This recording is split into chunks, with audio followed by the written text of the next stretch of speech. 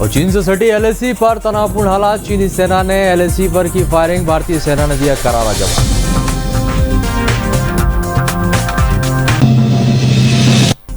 संजय राउत के बिगड़े बोल, मध्य प्रदेश के गृह मंत्री का बयान, शब्दों का चुनाव सोच समझकर करें नेता, भारत में नारी की होती है पूजा। ड्रग्स मामले में एनसीबी ने रिया चक्रवर्ती को किया गिरफ्तार, 3 दिन की पूछताछ के बाद हुई गिरफ्तारी। मेडिकल के लिए कराया चेकअप, रिया की रिपोर्ट कोरोना नेगेटिव।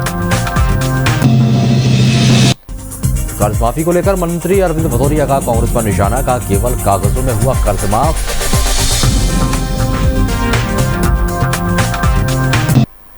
और नमस्कार, बुलेटिन में आपका स्वागत है। मैं हूं राजेश सोनी। खबरों पर नजर विस्तार से। तो सुशांत सिंह मौत के मामले में रिया चक्रवर्ती सबसे अहम कड़ी बनी हुई थी। आज एनसीबी की तीसरे दिन की पूछताछ के बाद रिया चक्रवर्ती को गिरफ्तार कर लिया गया। रिया चक्रवर्ती को ड्रग्स केस के मामले में गिरफ्तार किया गया है और रिया का मेडिकल टेस्ट भी कराया गया, जिसमें उनकी कोरोना रिपोर्ट नेगेटिव आई है। आपको बता दें कि आज रात को वीडियो कॉन्फ्रेंसिंग के जरिए जिला कोर्ट में उनकी पेशी होगी। और रिया की गिरफ्तारी के बाद सुशांत की बहन श्वेता सिंह ने ट्वीट के माध्यम से कहा है कि भगवान हमारे साथ है। बीजेपी नेता सतीश सिकरवार के कांग्रेस में शामिल होने पर नगरीय प्रशासन मंत्री भूपेंद्र सिंह का बयान सामने आया। सिंह ने कहा कि प्रदेश में उपचुनाव है और नेताओं का आना जाना तो लगा ही रहता है। कुछ कांग्रेस के कार्यकर्ता भाजपा में भी शामिल हुए और हमने जो 25 विधायक भाजपा में शामिल किए हैं वह अब भी भाजपा के सदस्य बन चुके हैं।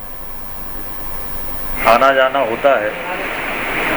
बहुत से कांग्रेस के लोग भारतीय जनता पार्टी में आए हैं, थोड़े बहुत लोग वहाँ भी जा सकते हैं। देखिए, भारतीय जनता पार्टी में कांग्रेस के जो 25 विधायक सम्मिलित हुए हैं, उनको सभी जगह भारतीय जनता पार्टी परिवार के सदस्य हैं वो, और कोई सदस्य हमारे परिवार में आता है तो उसको सदस्य का सम्मान करना, परिवार में सम्मिलित करना, ये हम सबकी जिम्मेदारी है।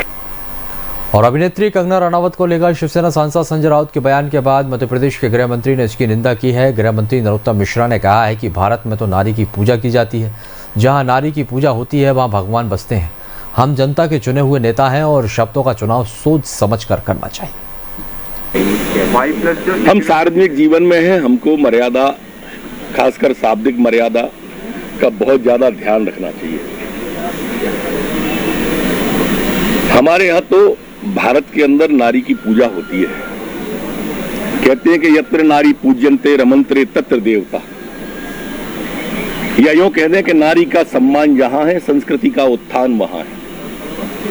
मैं अच्छा नहीं मानता जिस तरह के शब्द आदरणीय कंगना जी के लिए बोले गए।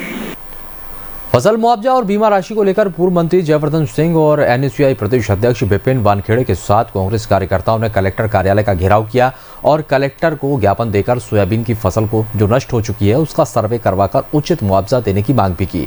इसके साथ ही पूर्व मंत्री ने कहा कि वंचित किसानों को अगर बीमा राशि नहीं डाली गई तो कांग्रेस पार्टी उग्र आंदोलन करेगी। और इस बीच कांग्रेस के कार्यकर्ताओं ने मुख्यमंत्री शिवराज सिंह चौहान मुर्दाबाद मुर्दाबाद के नारे भी लगाए।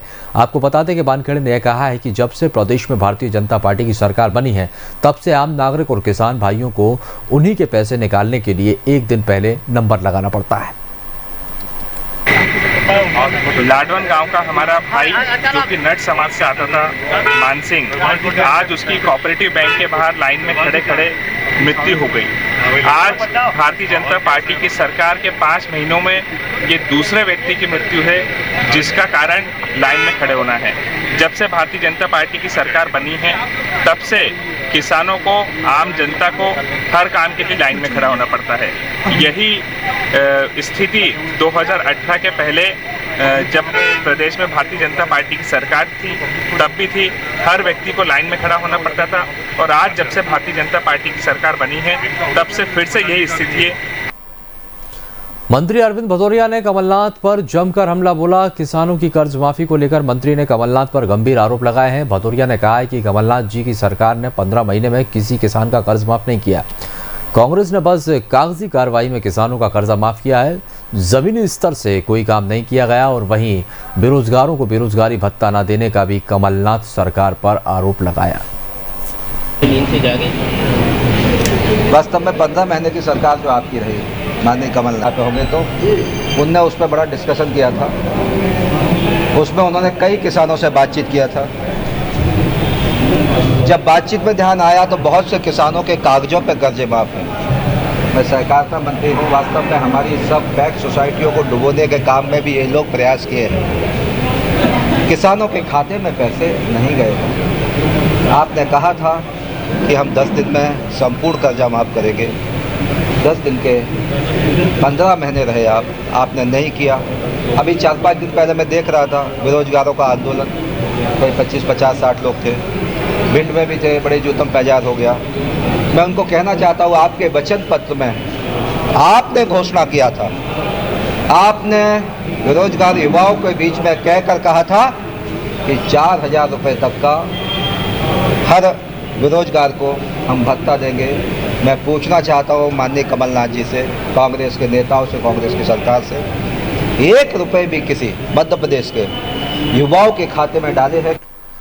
प्रदेश के कई हिस्सों में तेज बारिश का दौर जारी है। मौसम विभाग अधिकारी ने बताया कि 24 घंटे में टीकमगढ़ और बैतूल जिले में तेज बारिश हुई है और साथ ही पन्ना में 6.5 सेंटीमीटर बारिश की जानकारी दी गई। इसी के साथ मौसम विभाग अधिकारी ने बताया कि दूसरी जगहों पर 2 से 3 डिग्री अधिक का तापमान है। मौसम विभाग की जानकारी के मुताबिक 24 घंटे में ग्वालियर और चंबल संभाग के स्थानों पर भारी बारिश होने की संभावना जताई गई। पिछले 24 घंटों में प्रदेश में टीकमगढ़ और बैतूल जिलों में कहीं कहीं वर्षा दर्ज की गई है और छुटपुट वर्षा है। पन्ना में करीब 6.5 सेंटीमीटर वर्षा दर्ज की गई है। दिन के तापमान सभी जगह बढ़े हुए हैं, सामान्य से 2 से 3 डिग्री अधिक हैं और प्रदेश के ऊपर ऐसा सच सिस्टम कुछ नहीं है जिसके कारण कि बहुत तेज़ बारिश हो या और बहुत ज़्यादा बारिश को उम्मीद करें हम। लेकिन एक द्रोणिका है जो नॉर्थ वेस्ट उत्तर प्रदेश से सेंट्रल राजस्थान तक पास हो रहा है, जिसके कारण आगामी 24 घंटों में ग्वालियर और चंबल संभाग में कुछ स्थानों पर वर्षा। ग्वालियर झांसी हाईवे पर रिछारी गांव के पास पुलिस टीम चेकिंग कर रही थी, तभी पीछे से आए ट्रक ने यातायात पुलिस के वाहन को जोरदार टक्कर मार दी। हादसे में होमगार्ड सैनिक मैथिली शरण यादव की मौके पर ही मौत हो गई, जबकि यातायात प्रभारी होतम सिंह बघेल और अन्य पुलिसकर्मी बाल बाल बच गए। घटना के बाद ट्रक ड्राइवर ट्रक छोड़कर मौके से फरार हो गया। सूचना मिलते ही कोतवाली पुलिस घटनास्थल पर पहुंची। पुलिस ट्रक ड्राइवर की तेजी से तलाश कर रही है। जबलपुर में अपराधियों के हौसले जहां बुलंद होते जा रहे हैं तो वहीं पुलिस प्रशासन निष्क्रिय होता दिखाई दे रहा है।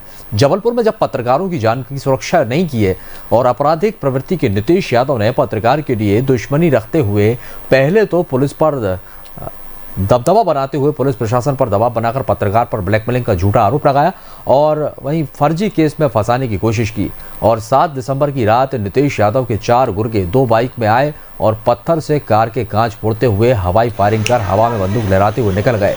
यह पूरा दृश्य मोहल्ले के निवासियों ने अपने मोबाइल में कैद कर लिया। मौके पर सीएसपी दीपक मिश्रा अपने दल बल के साथ पहुंचकर मामले का संज्ञान ले रहे हैं।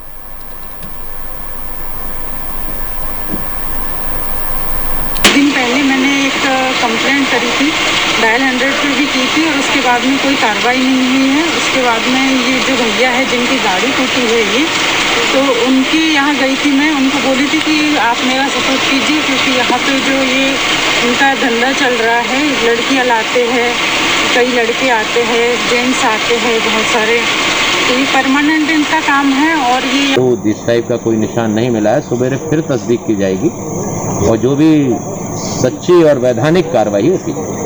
जैसा कि ये ईडब्ल्यूएस में कई सेक्स स्कैंडल का मामला सामने आया है, कई लोग यहाँ पर देह व्यापार करवाते हैं, इस पर क्या कहना चाहते हैं? नहीं, देह व्यापार एज सच पुलिस जब भी आती है चेक करती है, पुलिस को सूचना मिलती है, पुलिस सूचना पे आती है और लड़के लड़कियां पाए जाते हैं तो वो बताते हैं कि हम बालिग हैं और ये हमारा बॉयफ्रेंड है, मित्र है। तो मेरे ख्याल से कानून में ऐसी कोई परिभाषा नहीं है कि कोई लड़की अपने बॉयफ्रेंड के साथ नहीं जा सकती अगर वो बालिग है। 6 सितंबर को गढ़ी के उमर झूला में नक्सलियों के आने की सूचना पर पुलिस के जवान सर्चिंग के लिए निकले। सुरक्षा बलों के जवानों और नक्सलियों के बीच जंगली क्षेत्र में हुई मुठभेड़ में दोनों ओर से कई राउंड फायरिंग होने की जानकारी मिली, जिसके बाद आज 7 सितंबर को मुठभेड़ स्थल के पास सर्चिंग कर रहे सुरक्षा बलों के जवानों को एक शख्स का शव मिला, क्योंकि उसके शरीर पर नक्सली यूनिफॉर्म नहीं होने से यह साफ नहीं है कि मृत मिला शख्स नक्सली है या फिर नक्सलियों का सहयोगी। बहरहाल सुरक्षा बलों ने मृतक शख्स का शव बरामद कर लिया है और जिसकी शिनाख्ती की जा रही है। और मामले की पुष्टि एसपी अभिषेक तिवारी ने करते हुए बताया कि मुठभेड़ के बाद जंगल में सर्चिंग अभियान तेज कर दिया गया है। कल दिनांक जो गढ़ी थाना क्षेत्र के अंतर्गत नेशनल फॉरेस्ट एरिया में जो अपना बस पहरा जंगल है वहाँ पर विस्तार प्लाटून और अपने हॉक फोर्स के बीच में एक्सचेंज ऑफ फायर हुआ है और लगभग हम लोग एंटिसिपेट कर रहे थे कि वहाँ पर 12 से 15 नक्सली आने वाले हैं, जिस कारण से सर्चिंग अभियान चालू किया गया था वहाँ पर।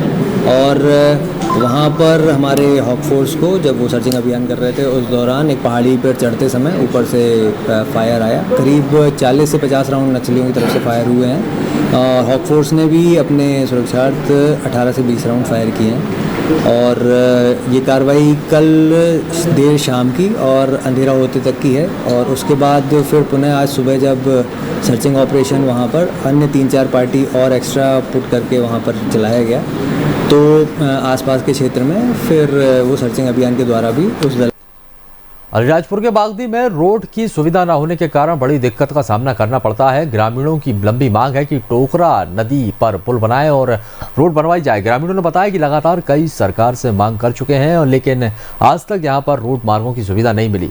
सरपंच पुत्र बीरबल डुडवे ने बताया कि मुख्यमंत्री शिवराज सिंह चौहान की जन आशीर्वाद यात्रा में पुल की मांग की गई थी और जिला प्रशासन ने उसके बाद तत्काल प्रस्ताव बनाने की मंजूरी PWD को दी थी, लेकिन आज तक स्वीकृति नहीं मिली। पुत्र बीरबल डुडवे, हमारे ग्राम पंचायत बागदी की एक बहुत बड़ी लंबे समय से एक समस्या चल रही है। यहाँ 3.5 किलोमीटर से अधिक रोड नहीं है और एक नदी बीच में पड़ती है जिसमें पुल भी नहीं है, जिससे किसान काफ़ी परेशान हैं। पिछले 3.5 महीने से ट्रांसफार्मर जला हुआ था, जो कि रोड नहीं होने के कारण किसान को 3.5 महीने के बाद आज प्राप्त हुआ। जो भी नदी पे और रोड पर धक्का के किसान अपनी मेहनत पर लाए हैं। ऐसे मकसद करते करते कोई पीढ़ियाँ बीत गई है, आज तक किसी भी प्रकार का इनको रोड की सुविधा नहीं मिल पाई है। हमने पूर्व विधायक श्रीमती सुलोचना रावत, पूर्व विधायक माधव सिंह डावर, वर्तमान विधायक कलावती भूरिया व अन्य कई बार हमने आवेदन ज्ञापन दिया है, लेकिन आज तक किसानों का समस्या हल नहीं की है। हमारे बालाघाट के चांगा टोला में राजस्व विभाग के दायरे में आने वाले सहेकी नाले के जहां पर दिन दहाड़े रेत का अवैध खनन कर परिवहन चल रहा है, लेकिन गौरतलब यह है कि दिन दहाड़े चल रहे रेत का अवैध खनन की जानकारी राजस्व विभाग, पुलिस प्रशासन व खनिज विभाग के अधिकारियों को सूचना देने के बावजूद भी रेत का अवैध खनन रुकने का नाम नहीं ले रहा है।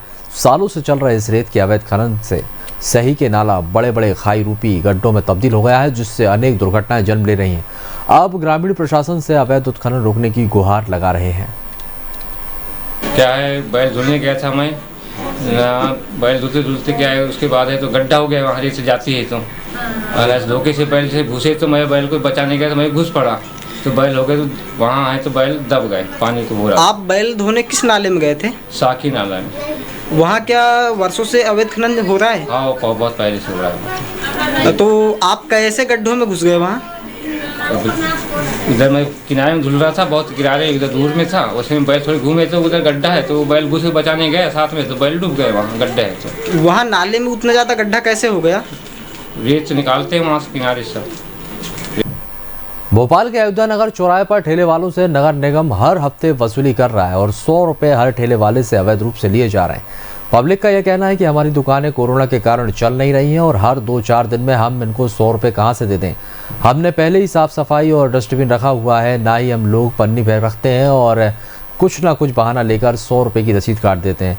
इधर नगर निगम HO से बात करी तो उनका कहना है कि हम केवल साफ़ सफाई और डस्टबिन ना होने की वजह से 100 रुपये का चालान काटते हैं। अगर डस्टबिन होगा और साफ़ सफाई होगी तो हम चालान नहीं काटेंगे। क्या समस्या है? कुछ नहीं सर जी, भाई रसीद काटते हैं, आज काट गए, परसों दिन नहीं कटे। सर मेरे पास में पैसे नहीं है, आज मत काटो, छोड़ दो, उसके अल्लाह चलो एक दिन बाद काट देंगे। आज आके आज काट दिया, मैंने बोल रहे थे घर हफ्ते में कि जब नहीं काटो तो क्या है, क्या लगे क्या नहीं काटेंगे, क्या लगती है बात, वो हर हफ्ते कटेगी और आज 10 रुपये की वो डेली का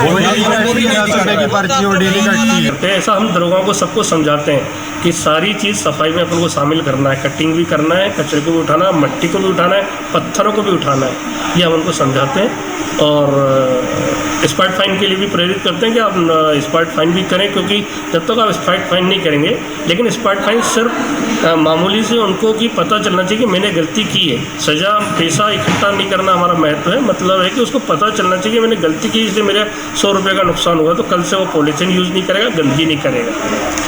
अभी जैसे अयोध्या नगर चौराहे पे जो ठेले लग रहे हैं उनके फाइन कट रहे हैं, किस विषय में फाइन कट रहे हैं? इसीलिए कट रहे हैं कि उनकी दुकानों के सामने डस्टबिन नहीं है। वो लोग सब्जी की जो ट्रे है उसको डस्टबिन समझ के रखते हैं। हमने उनसे कहा ये डस्टबिन नहीं है, आप एक बाल्टी खरीद के लाइए। हमारे पास भी हम लोग 475 रुपये में 3 बाल्टी होम कंपोस्ट है वो भी देते हैं, चाहे तो उसको भी यूज़ कर सकते हैं। वो लोग डस्टबिन रखें, पॉलीथीन का प्रयोग नहीं करें किसी प्रकार। और नेपानगर में अवैध शराब को लेकर दो पक्षों के बीच विवाद हुआ। दो पक्षों के बीच अवैध शराब को लेकर हुए विवाद के चलते कांग्रेस नेताओं ने नेपानगर थाने का घेराव कर दिया। वहीं हंगामा करते हुए नेपानगर थाना के टीआई जितेंद्र यादव से झूमा झटकी भी हुई। इस मामले में शासकीय कार्य में बाधा और बवाल करने के आरोप में पुलिस ने 2 कांग्रेस पार्षद और 11 अज्ञात आरोपियों के खिलाफ मामला दर्ज कर लिया। 7 नंबर गेट नेपानगर इलाके में 2 पक्षों के बीच में झगड़ा या विवाद हुआ था। उसके कारण एक पक्ष थाने आ गया था। थाने आने की सूचना जब दूसरे पक्ष को मिली तो दूसरा पक्ष करीबन 10-15 लोगों के साथ थाने के बाहर आ गया और उनके आपत्तिजनक शब्दों से और थाने के बाहर इकट्ठा होने से पुलिस बल को बुलाया गया।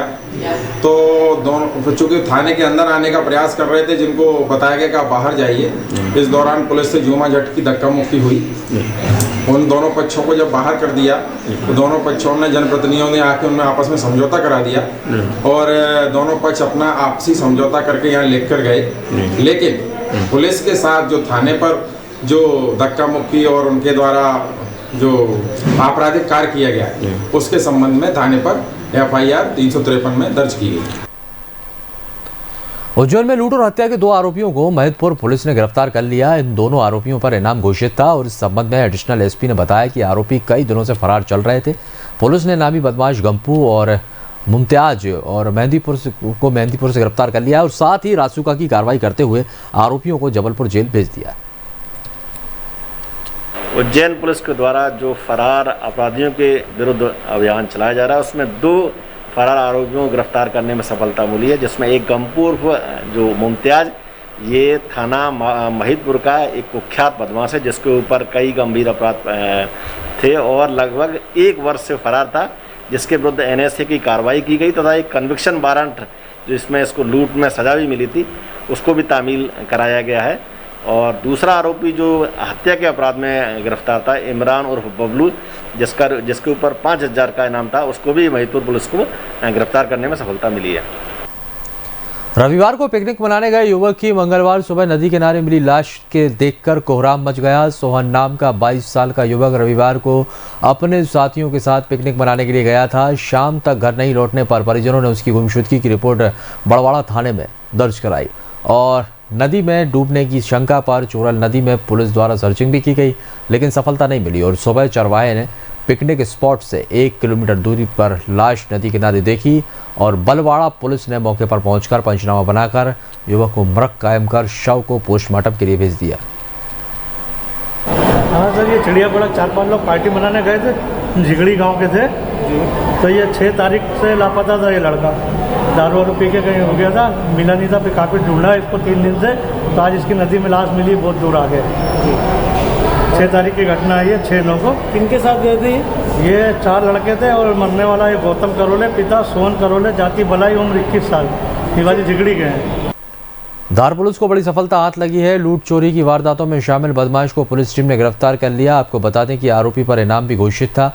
आरोपी 1 साल से फरार चल रहा था। पुलिस ने आरोपी से 1 देशी कट्टा और 2 जिंदा कारतूस सहित मोटरसाइकिल जब्त किए। वहीं एसपी ने बताया है कि क्राइम ब्रांच के संतोष प्रभारी को मुखबिर से सूचना मिली थी। कुख्यात बदमाश अपने साथी के साथ वारदात को अंजाम देने करेली जा रहा था। इसके बाद मनावर पुलिस ने घेराबंदी कर आरोपी को धर दबोचा। आरोपी से पूछताछ में और भी घटनाओं का खुलासा होने की उम्मीद है। मनावर सब डिवीज़न की टीम्स ने एक 40,000 का इनामी पकड़ा है, जिसका नाम भड़क सिंह है, जो ग्राम बोरडाबरा का रहने वाला है। ये जो 40,000 का इनामी है, ये इसको कल मनावर से पकड़ा है, जिसमें इसके पास से 1 देसी कट्टा, 2 जिंदा कारतूस और चोरी की मोटरसाइकिल मिली है। और ये अभी रिसेंट में हुई डकैती का मास्टरमाइंड था जो मनावर थाने में हुई। और उसके अलावा 6 अन्य ऐसे अपराध हैं जो अलग अलग तरह के अपराध हैं जिसमें ये संलिप्त रहा है। और इसको पकड़ने के बाद इसकी जो बाकी की टीम है उसके भी नाम खुलासे हुए हैं, उन्हें भी जल्दी पकड़ा जाएगा। और इसी के साथ बुलेटिन में फिलहाल के लिए इतना ही। मुझे दीजिए इजाजत और आगे की खबरों के लिए आप बने रहिए हमारे साथ।